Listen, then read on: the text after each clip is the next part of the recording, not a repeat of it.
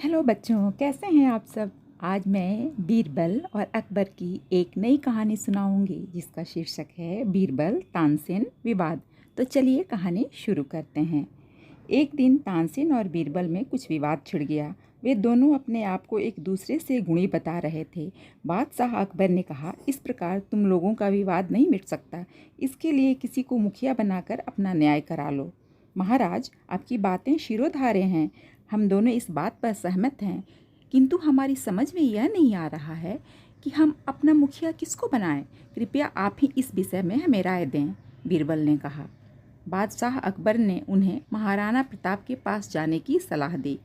बीरबल और तानसेन दोनों महाराणा प्रताप के पास गए। तानसेन बहुत बड़ा गवैया था। उसने तुरंत एक रागिनी छेड़ दी। बीरबल अवसर की प्रतीक्षा करते हुए खामोश बैठे रहे। जब उन्होंने देखा कि तानसेन अपनी गायन विद्या से राणा को मोहित करके बाजी मार लेना चाहता है, तो वे जल्दी से बोले, माननीय राणा जी, हम दोनों एक साथ शाही दरबार से चलकर आपके पास आए हैं। रास्ते में एक एक मन्नत मांग चुके हैं। कहने का मतलब यह है कि मैंने पुष्कर जी में पहुंचकर प्रार्थना की है कि यदि आपके दरबार में मान पत्र प्राप्त कर लूं तो 100 गायें पंडितों को दान करूंगा।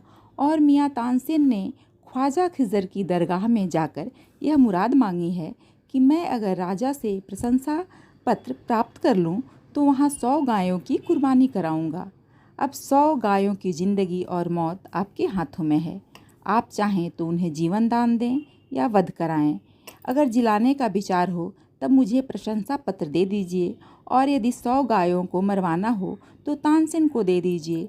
राणा हिंदू होकर भला गायों को मरवाना क्यों पसंद करते।